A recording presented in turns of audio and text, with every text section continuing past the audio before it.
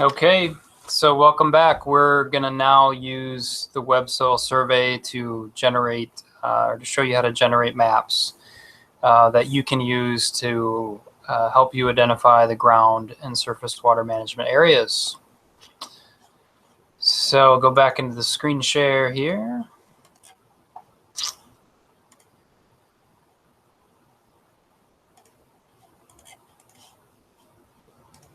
And so one of our end goals of the nutrient management plan is something like this, and you don't have to do it digitally.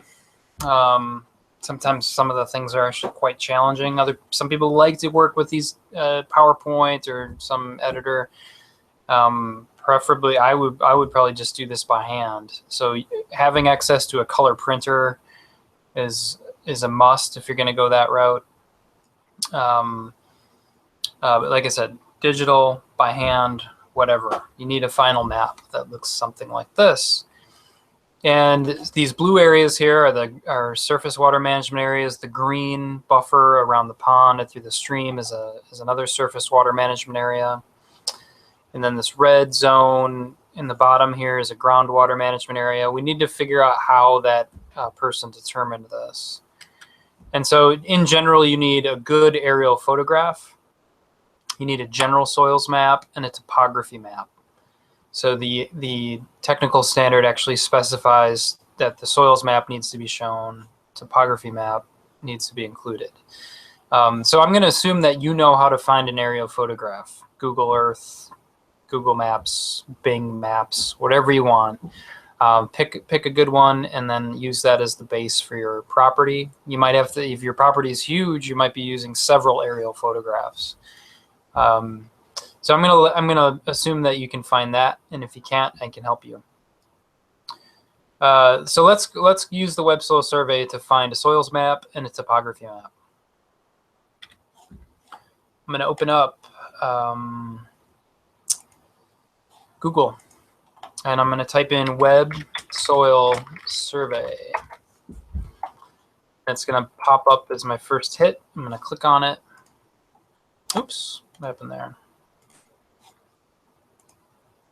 And I'm going to click on this green button, Start.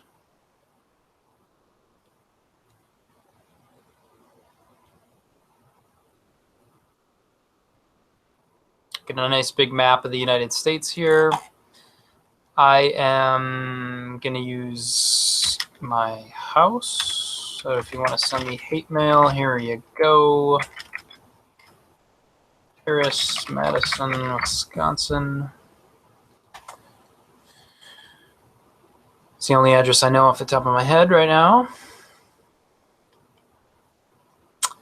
And so you get it's pretty good. It's getting better. I've been working with this program for 8 or 10 years, and it used to be a 50-50 chance that the address would put you where you want to be, and now I'd say it's really high, 90%. So here we go. My neighborhood, we're going to want to know what the general soils are. These red buttons, AOI, really, really important. That's what you're going to use to sort of define that you're gonna use these buttons to tell the software, the website, where you want the data for. So it won't even let you click on soil map here because we haven't defined an area of interest. So AOI. You can do it two ways. You can do just a standard rectangle. You click in a corner, hold it down, and then drag it until you're happy with the area and let go of the mouse. So click and hold and drag. And now that's our area of interest. And so now this blue hash mark, it's telling it that all the data that they're going to get is going to be within this blue mark. And I can scroll up to soil map, and now this is active. This tab is clickable. I can click on it, and it's going to show me what all the soils are in my neighborhood. And they're listed here on the left-hand side of the screen. Looks like the one that is the highest is the Dodge silt loam. Plano silt loam is also pretty popular. But you can see there's all kinds of different soil types on the map. So this is one of the maps you'll need. So conveniently, there's a printable version. You're going to click on that, and then this little pop-up will happen, and you'll hit View.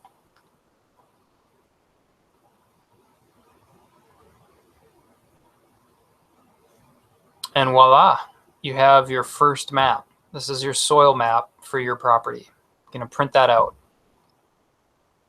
It's got a nice legend, and it contains that table that I showed you. So it's 3 pages long, soil map. The one thing you may run into is a lot of people have, myself included, have pop-up blockers. You want to disable your pop-up blockers for this site. If you have your pop-up blocker on, this map won't come up. So disable your pop-up blocker when you're doing this process. Okay, so the next thing we needed was, if you remember, was let's go back to it. So good aerial photograph, and this is a pretty good one too. A general soils map, we got that, and a topography map is the next thing we need. So conveniently, we can click on this legend here, and you can see we get this big checklist that pops up. And I think you can scroll down, and on the very bottom for the background, you can pick aerial map or topographic map. So I want you to click topographic map now.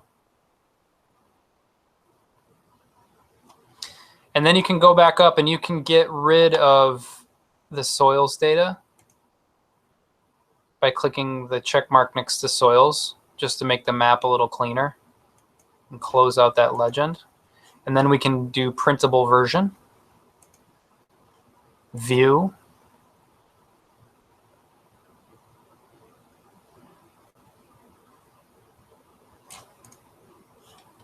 and there's our topographic map. So for a 10% slope, you actually have to do a little bit of math here. And this isn't my favorite way to calculate slope, because you can see we're zoomed in so close that the topographic map resolution is quite poor. And so we have this scale here that tells us 0, 300, 600, 1200, 1800 feet. And then we could calculate, I forget what the intervals are.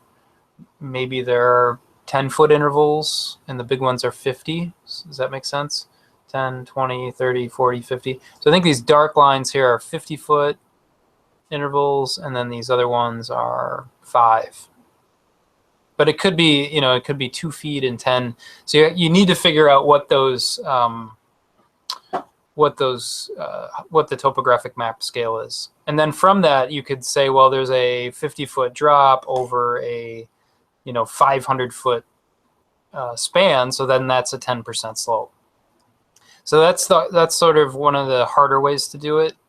But the reason we're printing a topo map out is because the technical standard specifies that a topo map should be included.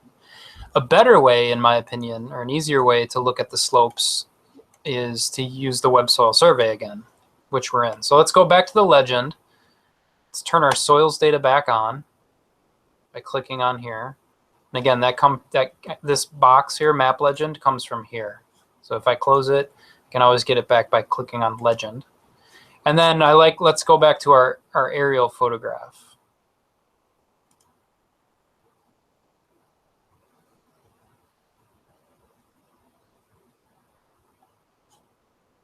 Okay.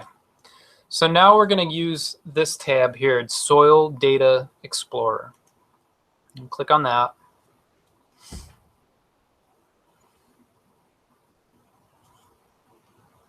And let's go to our next slide here. So for surface water management areas, again, we're looking for sloped areas within those buffer feet, 1,000 feet for a lake, 300 feet for a stream. We're looking for slopes greater than 10%. So there is a way you can calculate using a topo map. Representative slope map is the next one we're after. So representative slope. So we clicked on Soil Data Explorer, and then we see we have a whole new series of tabs that popped up. Intro to soils, suitabilities and limitations for use, soil properties and qualities, and that's the one we want. So we're going to click on soil properties and qualities. And then here we have a whole long list of chemical properties, erosion factors, soil physical properties, soil qualities and features, and water features. Holy cow, this is an amazing data set. One of the things that I wish more people utilized. But anyway, our representative slope is down here under soil qualities and features. Click on representative slope and hit view rating.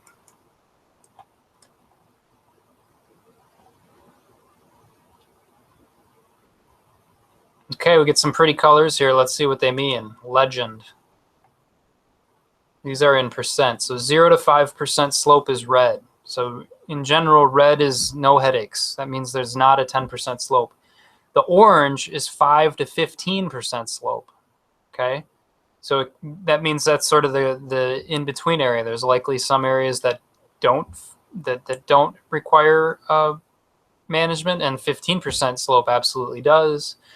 And then the green areas are listed as 30 to 45% slope, so really steep. So if you have this sort of green color, that's definitely going to be an area that's of concern. And then here, not rated or not available. Again, urban area, no data. So again, sometimes in urban areas you run into that. So if you do have this orange, 5 to 15% slope, that you're going to have to go out and do some measuring or be a little bit more precise. If you're all red, you're in good shape. And then if you're all green, you're likely just going to include that area. And this matches up pretty well. So I live on a hill, and my backyard here is quite steep. It's on a little moraine from a glacier, and you can see that the reason that we have trees in the backyard here is this used to be a farm field, and it was too steep for the farmer to cultivate. So the areas where the houses are relatively flat, and the areas where you kind of see the trees in these steep areas are the areas that were too steep to farm. So a lot of times these maps do make sense, but sometimes they don't. And so you kind of use your knowledge of the site and the maps to make the best decision. So let's print this one out. Printable version, view.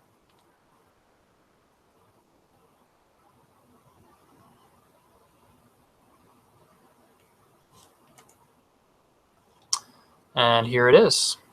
So I should say, if you're attached to a color printer, I would be printing these out as soon as they show up. The other thing that you probably should be doing is save as, and it gives it a name here, representative slope. Save it right on the desktop, and now I have a PDF, a digital copy of this file, in case I need to print it out again. So I'm going to close this out. So when it pops up in your web browser, right-click, Save As, and then another good idea is to print it. And I don't have a color laser printer or color printer, so this map doesn't do me a lot of good. These I think it's important that you have the ability to print in color when you're putting these things together. All right. So we've done quite a few. We've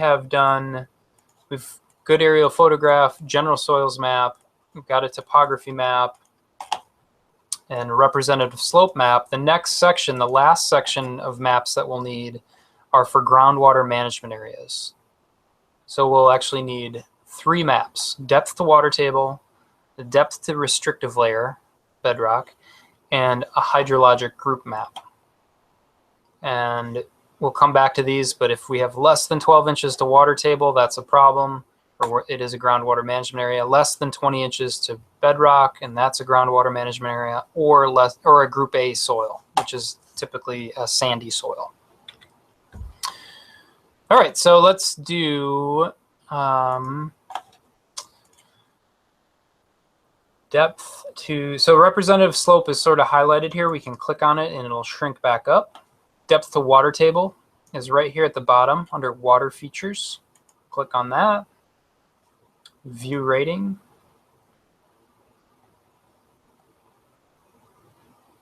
And while this is generating, let me call your attention to this warning. Warning, soil ratings map may not be valid at this scale. At the level that we're using this, the Web Soil Survey likes to use that disclaimer that they actually prefer the data be used at kind of more zoomed out. My experience, though, is that they're pretty darn accurate, and also it's the only thing we have. So at this level, you're just going to have to go with it. But it's sort of a standard disclaimer. But again, in my experience, it's been fairly accurate. Okay, so depth to water table. What do these colors mean? Click on the legend here. Very frustrating here that, and silly, really. USA, where we use inches and feet, right? But the Web Soil Survey is definitely a federal government thing. They're using centimeters. I don't know the backstory on that. But anyway, so you do have to do some converting, and I've done that on the previous slide. But for the water table, we're looking for 12 inches. 12 inches is 30 centimeters. And so let's see, we have greater than 200, 107, 0, 137. So the only area where we'd have groundwater management area because of a shallow water table is right here, this red corner, okay, right down there. Everything else, the blue is 200 centimeters or more. The green, which is sort of associated with some of these drainage ditches in my neighborhood, is still at 107, I believe, or 137. So no problems in much of this neighborhood for water table. Print it, printable version, view.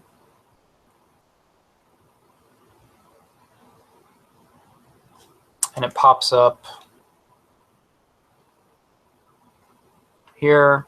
I can right click on it, I can save it. I can right click on it. I can print it. Again, I don't have color printer, so it's showing me that it's not going to be in color. I hope you do. Okay, so that's good. That's the depth to the water table. Another thing we needed was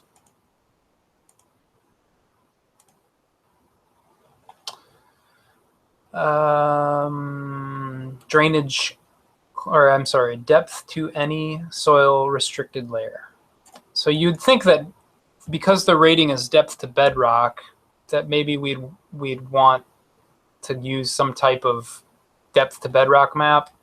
It doesn't work, and I'm not sure why. So we click depth to any soil restrictive layer is the only way you can make a map of this, in my experience. So this is, we're looking for depth to bedrock. And again, we get these colors that we don't know really what they mean until we click on the legend. And these are in centimeters. I know that because we can scroll down here. So every orange label on this map is listed down here in the table.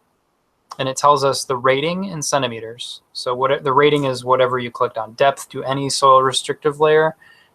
We have this 1180E is 86 centimeters from a restrictive layer. And that's this yellow one down here at the bottom. We have one here that's 31 centimeters away from restrictive layer, and that is SOE. So SOE, it's a little bedrock ridge here covered with a little bit of soil, about 30 centimeters of soil. That would be a groundwater management area. Because let's go back to our map here, or our rule. Depth to water table, less than 12 inches, which is 30 centimeters. Depth to restrictive layer, bedrock, less than 20 inches, which is 50 centimeters. Okay, so when we go back to our Web Soil Survey, 50 centimeters is kind of what we're looking at. We're good at 86, we're good at greater than 200. This one is 31 centimeters. So this, we'd mark this on our map as a potentially, or act for a groundwater management area. So we got two of them, right? We got this SOE and we got the OS. Remember that was where the water table was really shallow? So let's go look for the third one. The third one asks us to find the hydrologic group. Depth of water table, check. Depth to the restrictive layer, check. hydrologic group is next.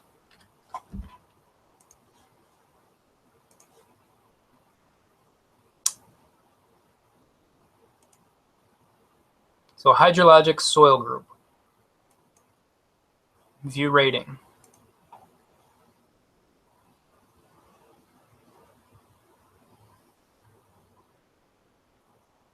Here they come again with the pretty colors. We're going to click on our legend, see what they mean. We're looking for hydrologic group A. If you have a hydrologic group A, you have a groundwater management area. What about A/D? A/D means that if it's not artificially drained, it's a D. If you put drain tile in it, it's an A.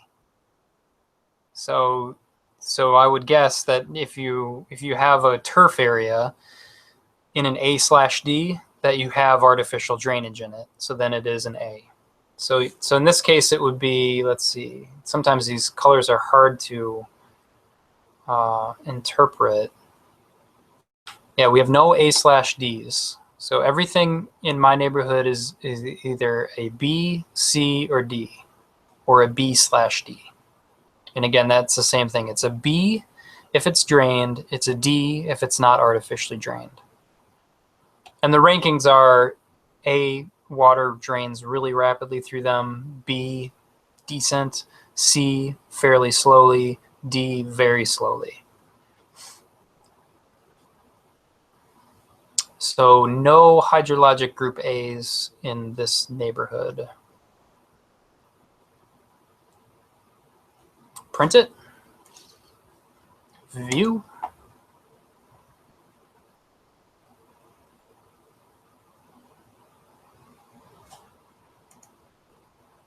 Here it is. We can save it. And we can print it.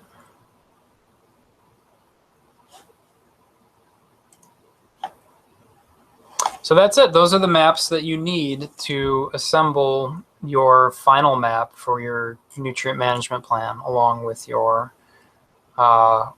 knowledge of the site. So now we'd sit down with these different maps and sort of on our aerial photograph highlight the various areas that we detected.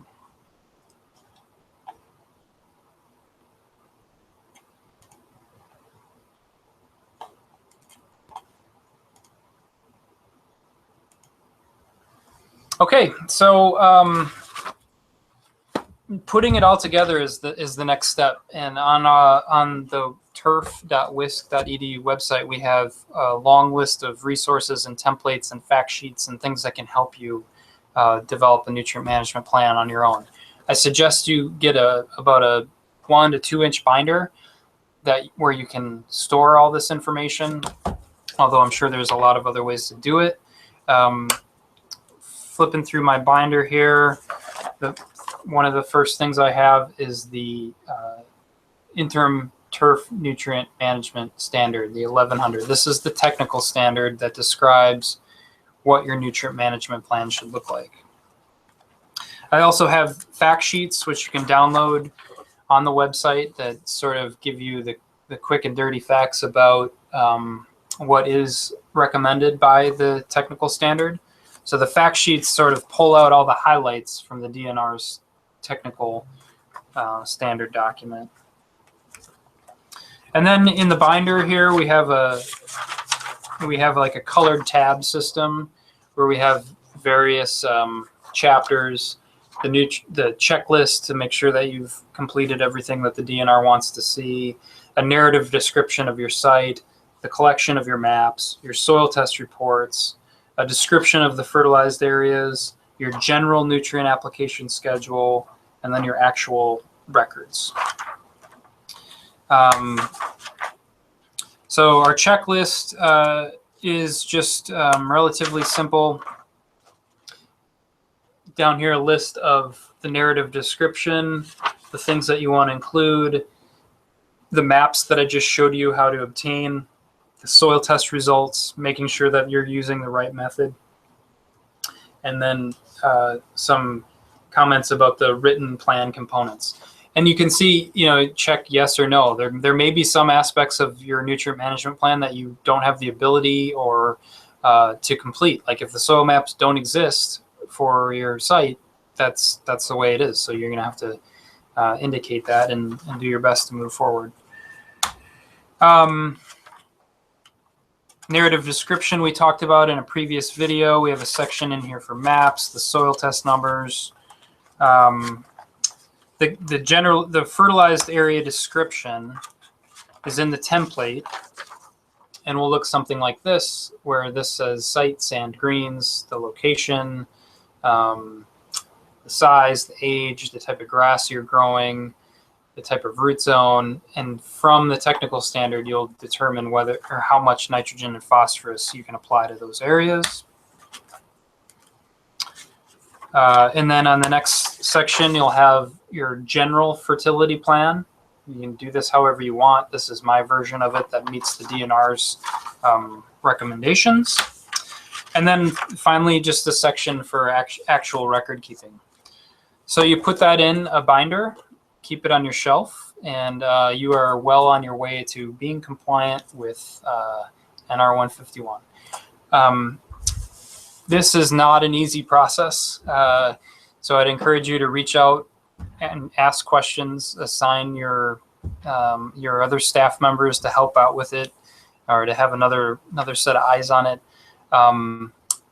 As emails come in, I will figure out a way to respond to these common questions that people have. But again, we're here, UW Extension, to help support you and assist you in developing your nutrient management plan.